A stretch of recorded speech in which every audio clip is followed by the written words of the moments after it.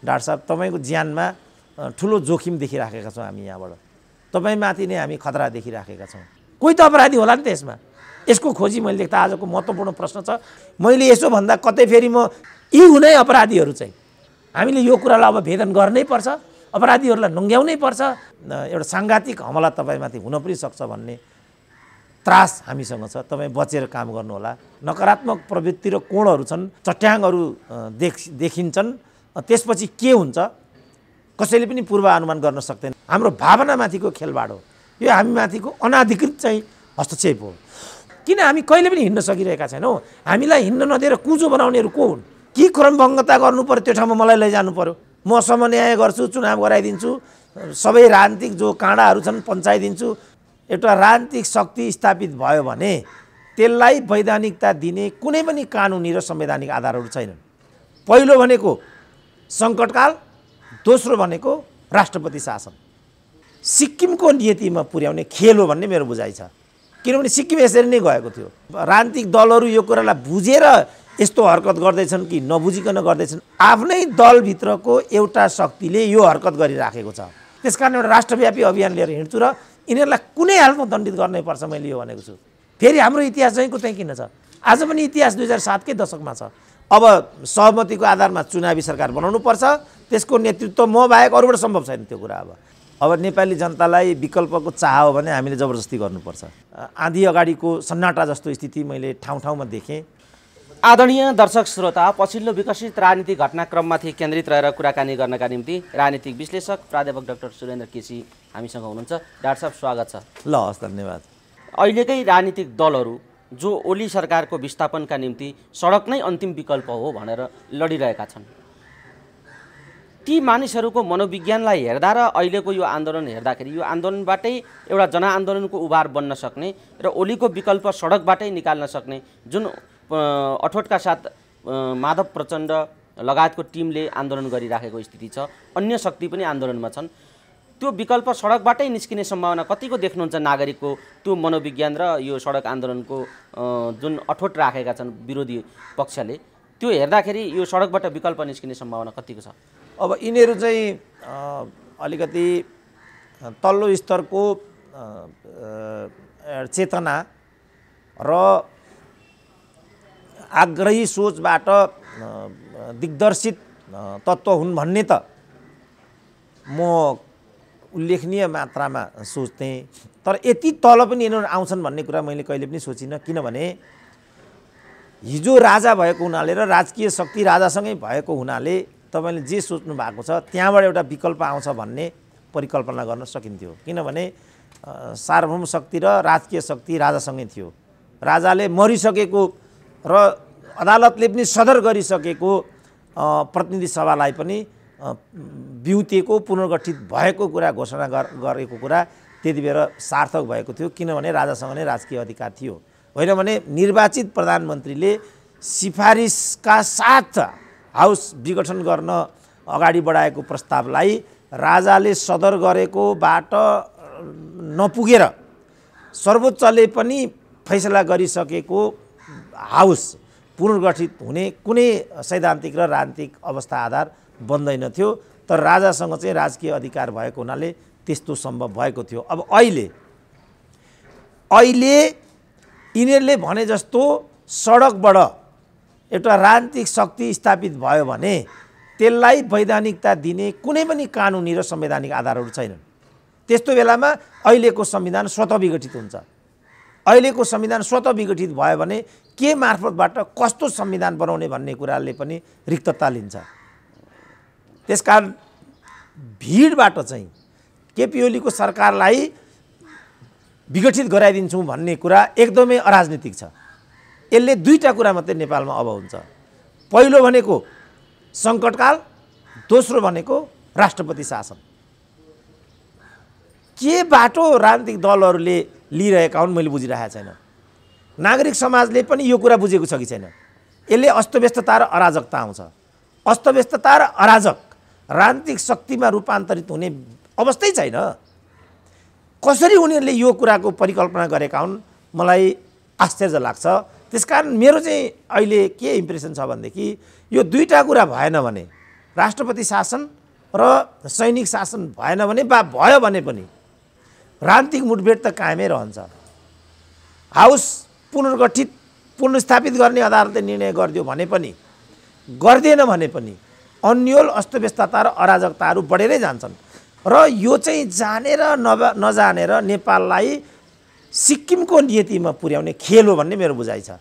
किनभने सिक्किम यसरी नै गएको थियो, निर्वाचित प्रतिनिधिहरूले सिक्किमलाई भारतमा विलय गराउने, त्यो पनि एकजना दुईजना होइन, 31 मध्ये 30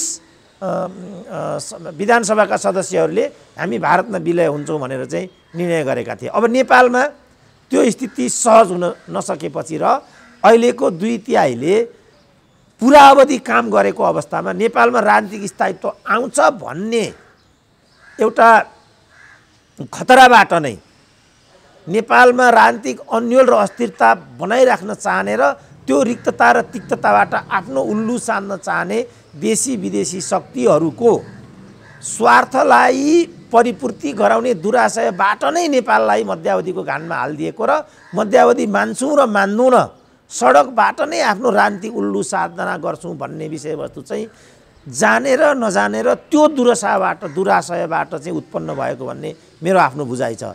अब नागरिक समाजले यो कुरालाई कसरी हेरेको छ, बुझेको छ। अब राजनीतिक दलहरू यो कुरालाई बुझेर यस्तो हरकत गर्दैछन् कि नबुझिकन गर्दैछन्। अझ यो चाहिँ ज्यादै पीडादायी कहाँ छ भनेदेखि आफ्नै दलको 2/3को सरकारलाई गिराएर आफ्नै दलभित्रको एउटा शक्तिले यो हरकत गरिराखेको छ। उसले के कारणको लागि ऊ त अझ केमा अगाडि बढिराखेको छ भनेदेखि शेरबहादुरले नै प्रधानमन्त्रीत्व गर्नु पर्यो। नेकपाकै दुवै घटकहरू के भन्दैछन् भने शेरबहादुरजी तपाईँले प्रधानमन्त्रीत्व गरिदिनु पर्यो। मैले नबुझेको केपी ओलीको ठाउँमा शेरबहादुर प्रधानमन्त्री हुँदा प्रचण्ड माधव नेपाललाई हासिल हुने चाहिँ के हो?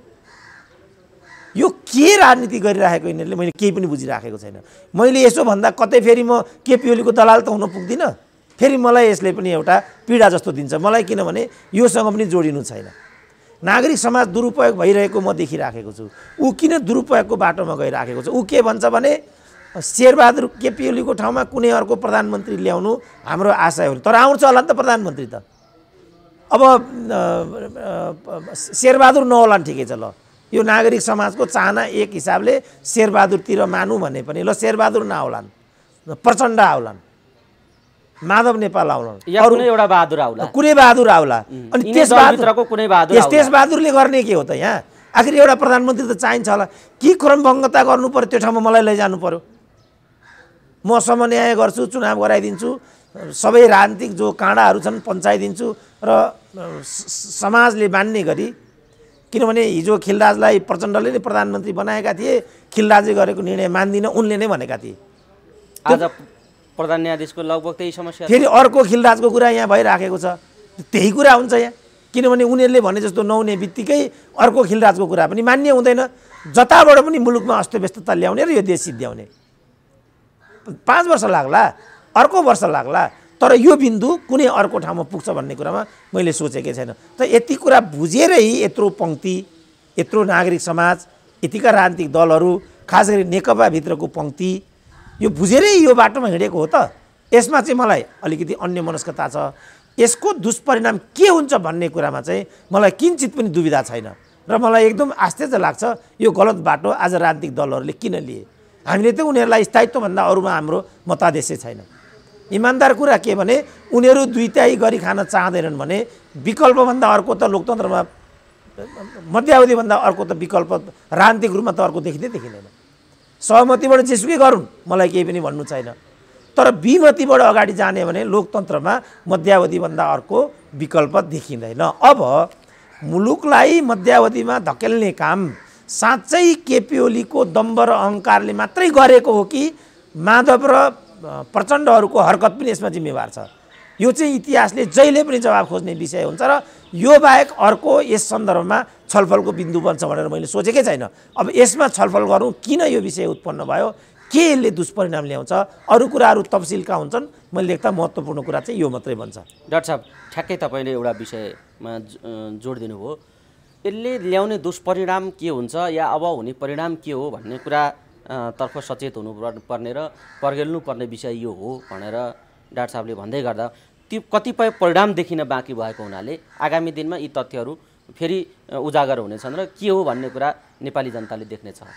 तर अहिले तत्काल जुन घटनाक्रम पैदा भएको छ, यस्तो बेला ओलीले जुन निर्णय लिएका छन् यसको औचित्य पुष्टि भयो कि छैन? यो ओलीका कदमको यो अहिलेको सिनारियोले के देखाउँछ भन्नुहोस् त? बृहत्तर राष्ट्रिय स्वार्थबाट हेर्ने हो भने पुष्टि भएको छैन, किनभने यसले अन्यल र अस्थिरता राजनीतिक शक्तिहरू बीचको ध्रुवीकरणलाई नै तीव्रता दिन्छ। ल चुनावमा गइयो, किनभने अहिले नै पनि राज्यका संरचनाहरू त दुविधाग्रस्त भए, विवादित हुने खतरा पनि बढ्यो।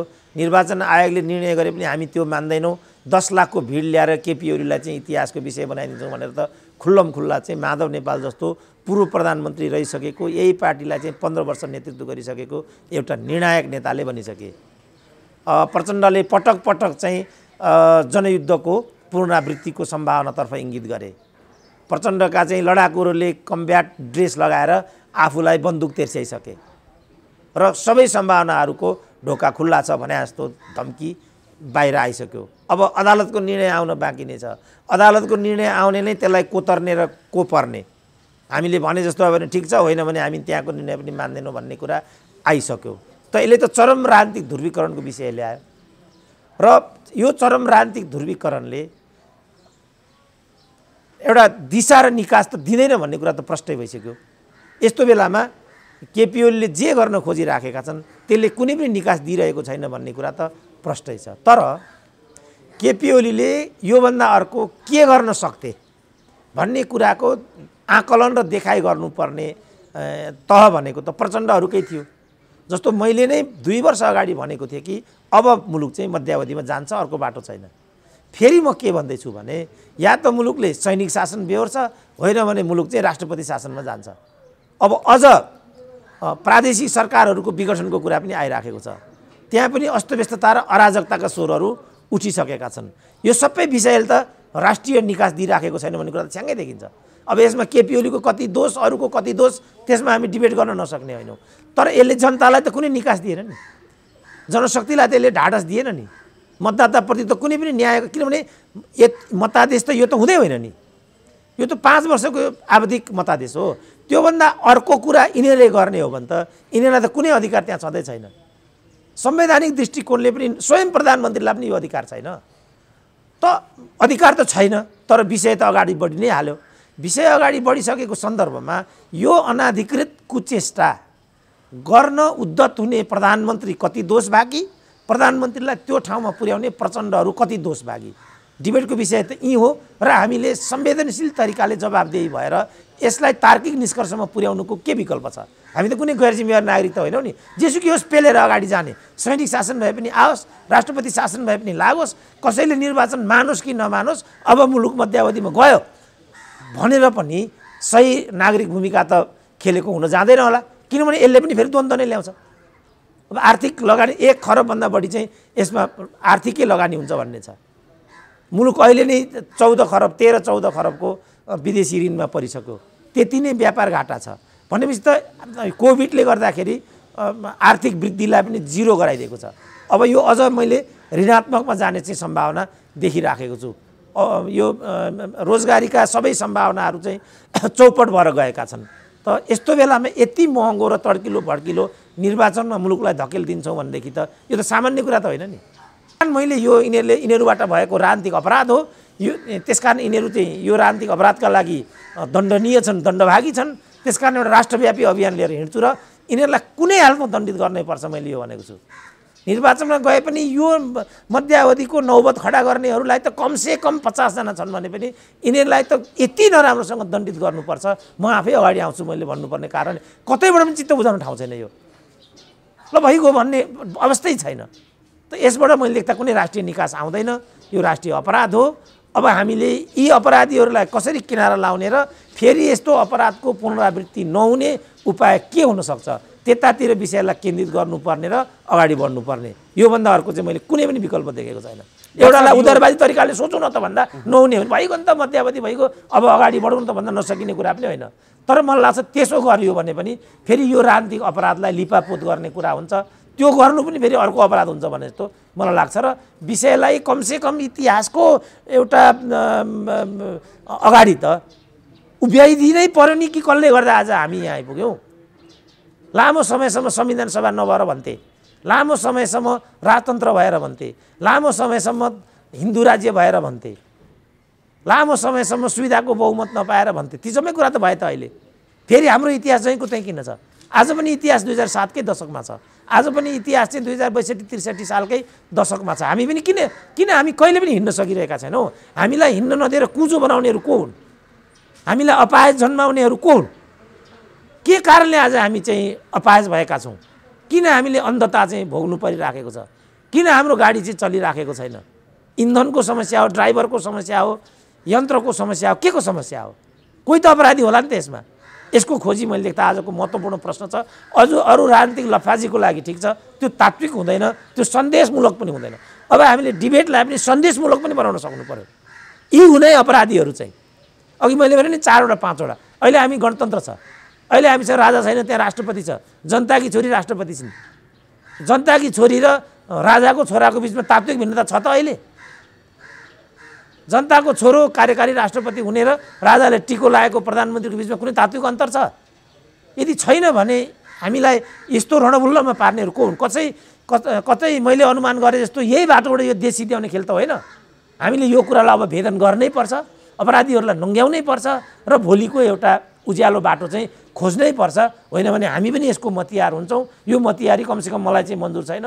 म इतिहासमा यो विषयलाई उभ्याउँछु र यो कुरा भन्छु भन्ने अभिप्रायबाट मैले यो राष्ट्रिय अन्तर्राष्ट्रिय अभियान गरेको हुँ र यो कुरामा मैले देख्दा अब आउनै पर्छ, यिनीहरूलाई दण्डित गर्नै पर्छ। यति भन्न सकिन्छ। भोलि के हुन्छ त्यो आकलन गर्न नसकिने त होइन, तर मैले देख्दा भन्न सजिलो कुरा होइन। त्यो हाम्रो भावनामाथिको खेलबाड हो। यो हामीमाथिको अनाधिकृत चाहिँ हस्तक्षेप हो। हामीले उहाँहरूलाई 5 वर्षको लागि चाहिँ स्थायित्वको लागि दिएको मतादेश हो। उहाँहरूले त्यो माथि हाम्रो भावनामाथि खेलबाड गर्नुभयो, हाम्रो मतमाथि चाहिँ खेलबाड गर्नुभयो। त्यसकारण उहाँहरू कुनै पनि हालतमा दण्डभागी हुने हुनाले अब यो गाई जात्रा योभन्दा बढी देखाउने उहाँहरूसँग कुनै पनि किसिमको अधिकार छैन। अब सहमतिको आधारमा चुनावी सरकार बनाउनु पर्छ। त्यसको नेतृत्व म बाहेक अरूबाट सम्भव छैन। त्यो कुरा अब यो खिलराज सिलराज भन्ने कुरा होइन। एउटा खिलराज हामीले हेरिसक्यौँ, त्यो खिलराजको निर्णय पनि मान्दैनौँ भन्नेहरू यिनीहरू नै भएको हुनाले अब न्यायालयलाई योभन्दा बढी विवादित पनि बनाउनु हुँदैन। किनभने यो शक्ति पृथकीकरणको सिद्धान्त अनुसार न्यायपालिका कार्यपालिकाको पनि प्रमुख हुने भन्ने कुरा त्यो कहिले पनि मान्य हुँदैन। त्यो विधिको संविधानवादको सिद्धान्तको पनि एकदमै बर्खिलाप हुन्छ। त्यसकारण उहाँहरू असफल भइसक्नुभयो। उहाँहरूले यो असफलतालाई कबुल गर्नुपर्छ। आम सहमतिको बिन्दुमा आएर एउटा चुनावी सरकार बनाउनुपर्छ र त्यो चुनावी सरकारको नेतृत्व म गर्छु र यसलाई चाहिँ एउटा तार्किक निष्कर्षमा पुर्याइदिन्छु। योभन्दा अर्को कुनै बाटो छैन। उहाँहरूले एउटा मनोगत एउटा अभ्यास गर्नु होला, त्यो एउटा मनोविनोद मात्रै हुन्छ, त्यो आत्मश्लाघा मात्रै हुन्छ। त्यसबाट कुनै पनि समाधान निस्किँदैन। उहाँहरूले लेखेर राखे हुन्छ। त्यो नगर्नु भनेको चाहिँ अस्तव्यस्तता र अराजकताको बाटो हो। अस्तव्यस्तता र अराजकताको बाटो भनेको यो देश सिद्ध्याउने कुरा हो। अब यो देश सिद्ध्याउनेमै उहाँहरू मतियार हुन कृत सङ्कल्पित हुनुहुन्छ भने त मेरो केही पनि लाग्दैन। होइन भने म उहाँहरूलाई चुनौतीबाट भन्छु, उहाँहरूबाट केही पनि कुरा हुँदैन। देशले सुशासन समृद्धि केही पनि पाउँदैन। निर्वाचनमा जानुभयो भने पनि त्यो परिणाम उहाँहरूलाई नै मान्य हुँदैन। त्यो चुनाव पनि मान्य नहुने भन्ने कुरा फेरि अराजकतामै लैजाने कुरा हो र त्यो देश सिद्ध्याउने नै कुरा हो। देश सिद्ध्याउने कुराको साक्षी अब हामीले बस्नु हुँदैन र खुल्लम खुल्ला हामीले विद्रोह गर्नुपर्छ। त्यो कुरा भनिदिनुपर्छ र इतिहासमा हाम्रो विषयलाई अङ्कित गरिदिनै पर्छ र त्यो अङ्कित गरिदिनै पर्छ भन्ने ध्येयले नै मैले यसरी जोरदार रूपमा यो कुरा उठाएको हुँ र आम देशवासीहरूले यो कुरालाई सुनिराख्नुपर्छ र इतिहासमा यसलाई रेकर्ड गरिराख्नुपर्छ। होइन भने देशभक्तिमाथि हामीले ठुलो घात गरेको र पुर्खाप्रति बेइमान गरेको हुन्छ। कमसेकम म चाहिँ पुर्खा र देशभक्तिप्रति बेइमान गर्ने कुरामा न कहिले सहमत हुन सक्छु र न म कहिले साँची बस्न उत्सुक हुन्छु। यो कुरा चाहिँ मैले जोरदार रूपमा भन्न चाहेको हो र त्यही मेरो मुख्य अभिप्राय पनि रह्यो। राजनीति बिग्रियो सबैले भनिरहेको अवस्था हो। तर राजनीति सुधार्नका निम्ति यसो गर्नुपर्छ भनेर लामो समयदेखि बोल्नुभयो। अब यसो गर्नुपर्छ भन्ने समय पनि घर्किन लागिसक्यो, तर पनि कुनै कुराको नयाँ सम्भावनाको कुनै उदय देखिँदैन। असन्तुष्टि र आलोचना चाहिँ बढिराखेकै छ। सत्ता राजनीति होस् या प्रतिपक्ष गन्जागोल कायमै छ। किन केही गर्दा पनि विकल्पको तयार भइराखेको छैन या त्यस्तो देखिँदै छैन? चित्र त कुनै पनि विकल्पको आइराखेको छैन। के भएको डाक्टर साहब? होइन, यो त विकल्प कहिलेकाहीँ सहज बाटोबाट पैदा हुन्छ, कहिलेकाहीँ जबरजस्ती पनि विकल्पलाई बाहिर ल्याउनु पर्ने हुन्छ। के अब नेपाली जनतालाई विकल्पको चाह हो भने हामीले जबरजस्ती गर्नुपर्छ।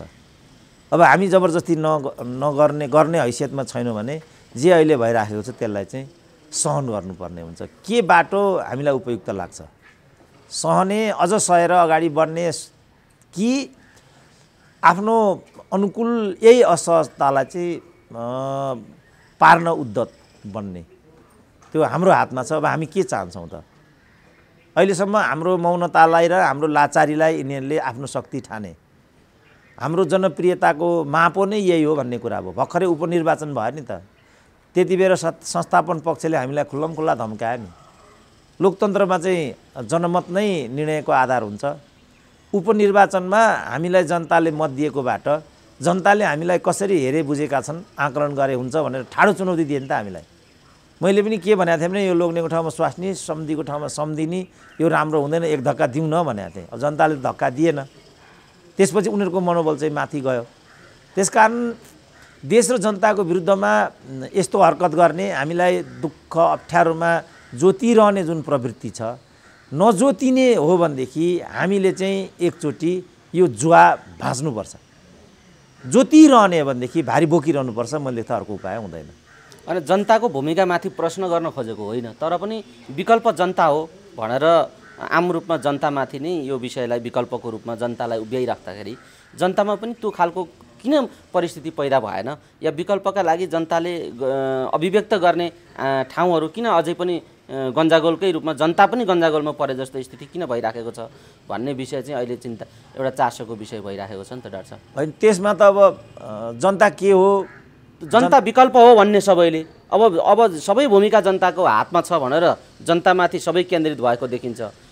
तर जनता चाहिँ फेरि त्यो तयारीमा जनता नपुगेको हो, या त्यो जागरण र चेतना नै नपुगिराखेको हो के हो भन्ने एउटा प्रश्न चाहिँ जन्मियो क्या। अहिले जनता जनता जनता भन्ने सबैले जनता जनताकै ठाउँमा मात्रै रहेको स्थिति देखियो। के भन्नुहुन्छ त यो विषयमा? अब जनताका प्रतिनिधिहरूको बेइमानीले यो भएको छ। उदाहरणको लागि जनआन्दोलन भने जनता तयार भए, जनयुद्ध भने जनता तयार भए, संविधान सभा भने जनता तयार भए, माओवादीले खास लडेको हुनाले भन्ने भयो, जनता तत्पर भएर पहिलो संविधान सभामा माओवादीलाई एक नम्बरको शक्ति बनाए। त्यसपछि जनताले दिएको दायित्व वहन गर्ने पालो माओवादीको थियो। माओवादीले त्यो दायित्व वहन नगरेपछि दोस्रो संविधान सभा भयो। माओवादी पक्षकै बाबुराम प्रधानमन्त्री हुँदा त्यो पहिलो संविधान सभा चाहिँ विघटित भएको थियो। त्यो सबै कुरालाई जनताले हेरिरहेका थिए। माओवादीलाई तेस्रो ठाउँमा पुर्याइदिइसकेपछि आजको स्थिति उत्पन्न भएको छ। यसबाट जनताले कुनै न कुनै हिसाबले आफ्नो गरिमा र आफ्नो भूमिकालाई चाहिँ अदा गर्छ। त्यसलाई अन्डरमाइन गर्न उपयुक्त हुँदैन, जनतालाई हेप्नु हुँदैन, जनतालाई अपमानित गर्नु हुँदैन भन्ने कुरासम्म प्रष्ट देखिन्छ। तर जनताको त्यो चाहनालाई कसरी शक्तिमा रूपान्तरण गर्ने, यो चाहिँ सामाजिक राजनीतिक अगुवाबाट हुन सकेन भने सामाजिक अगुवा बाहिर आउनुपर्ने हो। अब अहिले सामाजिक अगुवाको कुरा गर्दाखेरि पनि यो प्रचण्ड भर्सेस केपी ओलीको प्रश्नमा फेरि सामाजिक अगुवाहरूले त्यही गलत भूमिका खेलेको हो कि जस्तो देखिएको छ। भनेपछि जनशक्ति अझै दुरुपयोग हुने तर्फ नै विषय गइराखेको छ। यस्तो बेलामा दुईटा मात्रै विकल्प अझै पनि बाँकी रहन्छन्। एउटा भनेको सही जनप्रतिनिधित्व गराउने बाटो, त्यो जनता मार्फत नै हुने कुरा हो। अर्को भनेको जनविद्रोहको बाटो, त्यो पनि फेरि जनसँग नै आबद्ध भएर आउने विषय बन्छ। अब यसलाई कसरी शक्तिमा रूपान्तरण गर्ने त? बहसलाई यहाँ केन्द्रित गर्नुपर्ने म देख्छु। जनविद्रोहको बाटोमा जाने, अब जननिर्वाचनको प्रतीक्षा गर्ने, कुन बाटोमा जाने हो त?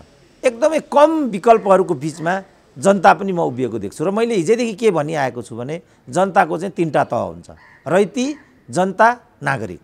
जसलाई हामीले अहिले बोलीचालीको भाषामा जनता भनेका छौँ, तिनीहरू चाहिँ नागरिकबाट जनता भएको कुरा सत्य हो, तर तिनीहरू नागरिक हुन बाँकी नै छ। एउटा सचेत र जागरुक नागरिकले मात्रै जनताको सही भूमिका चाहिँ खेल्न सक्छ। गुण र दोषको आधारमा उसले निर्णयहरू गर्न सक्छ, प्रतिनिधिहरू चाहिँ फेर्न सक्छ, आफ्नो भूमिका बदल्न सक्छ। अब अहिले बालुवाटारमा घेराउ गर्न जानेको पङ्क्ति हेर्दाखेरि त जनता या त रणभुल्लोमा परेको होइन भने उसले यसमा विभेद गर्न नसकेको भन्ने नै देखिन्छ। वास्तवमा यो बालुवाटार घेराउको प्रकरण त प्रचण्ड र केपीले खेलेको भद्दा राजनीतिकमा हतियार हुने कुरा नै हो नि त। तर जनता यसलाई हतियार सम्झिँदो रहेनछ भन्ने कुरा त्यहाँको भिडले देखाउँछ। अब यसलाई कसरी व्यवस्थापन गर्ने त? मैले देख्दा यो नछुट्याइकन हामी जनतालाई ठिक ठाउँमा ल्याउन सक्दैनौँ र जनताको शक्ति चाहिँ इन्धनमा चाहिँ रूपान्तरित हुन सक्दैन। खालि त्यो एउटा भिडको रूपमा मात्रै दुरुपयोग हुन्छ। टाठाबाठाले त्यसलाई दुरुपयोग गरिदिन्छन् र एउटा पद प्राप्तिपछि फेरि त्यसलाई तुहाइदिन्छन्, जो होल हिस्ट्रीमा भएर आयो। 7 सालको क्रान्तिमा त्यही भयो, 47 सालको परिवर्तनमा त्यही भयो, जनयुद्धले त्यही नियति बेहोर्नु पर्यो।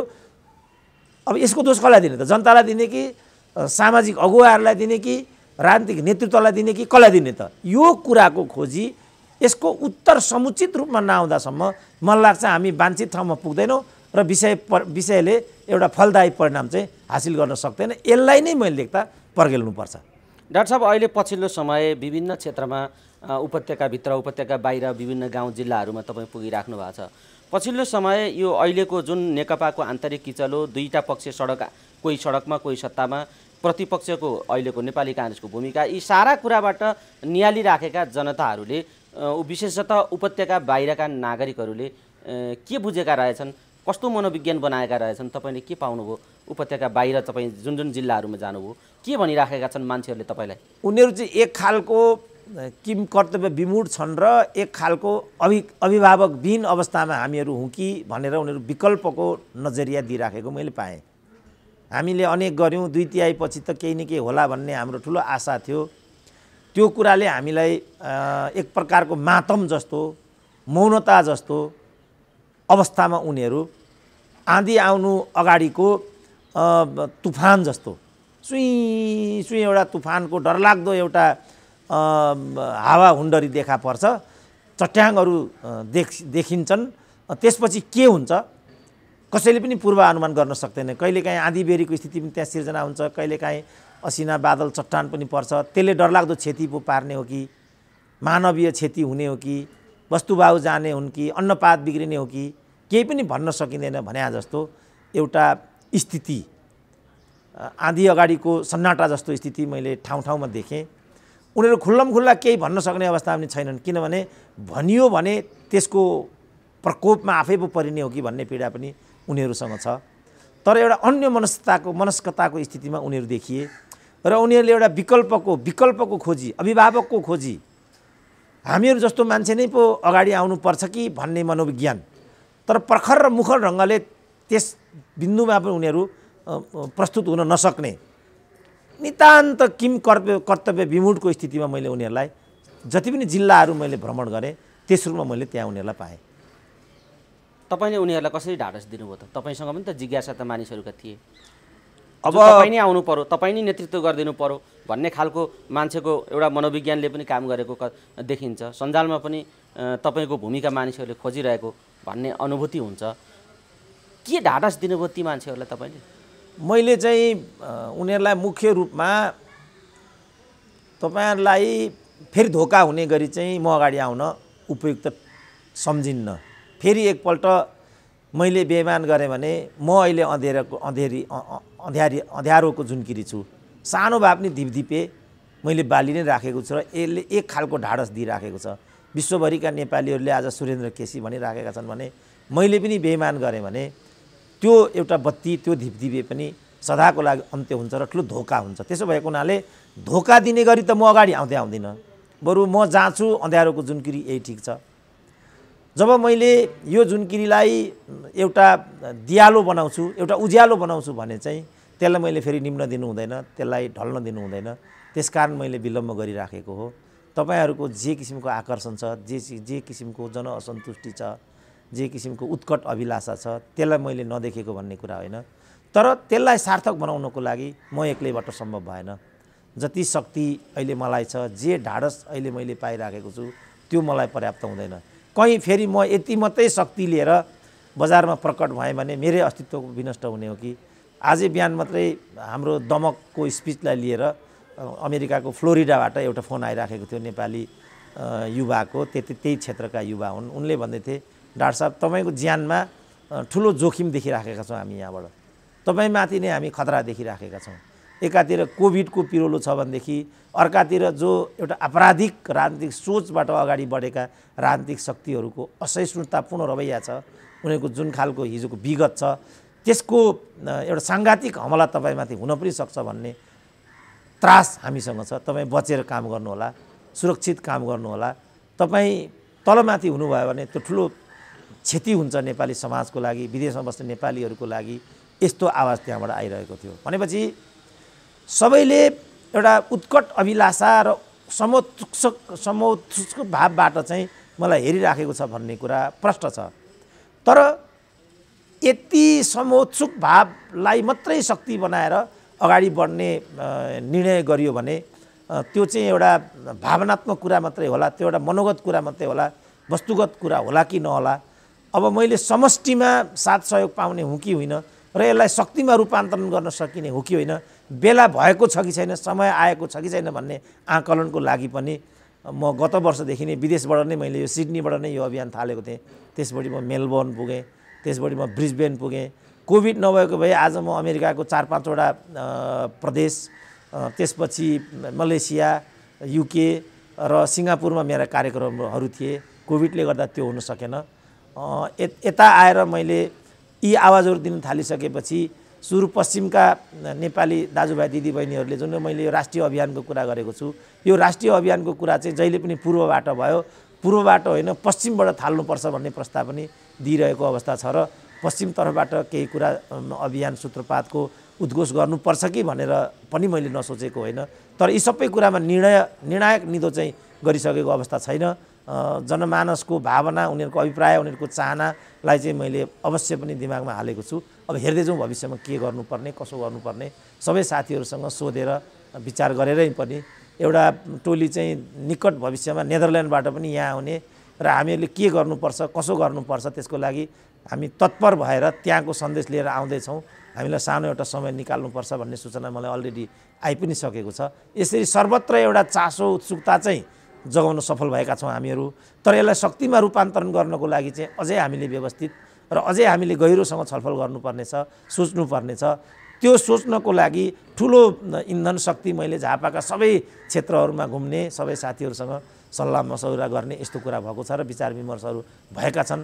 अब हेर्दै जाउँ समयले हामीलाई कहाँ पुर्याउँछ, हामी के गर्न सक्छौँ। तर यति चाहिँ म अहिले पनि फेरि दोहोऱ्याउँछु, जनतालाई निराश हुने गरी पुरा जीवनमा म अब कति बाँच्छु, कति के हुन्छ, जनतालाई निराश बनाउने गरी र जनताले मबाट अपेक्षा गरेको र मलाई टिका टिप्पणी आशा गर्ने जुन नकारात्मक प्रवृत्ति र कोणहरू छन् तिनीहरूलाई बल पुग्ने गरी चाहिँ म केही पनि गर्ने छैन। जसले मलाई एउटा आकर्षणको रूपमा हेरिराखेको छ, अपेक्षा गरिराखेको छ, जिज्ञासा बोकिराखेको छ, तिनीहरूको पक्षमा नै म जानेछु। यो बाधा चाहिँ म फेरि अहिले पनि यहीँबाट गर्न हिचकिचाउँदिनँ, प्रश्न पार्न चाहन्छु।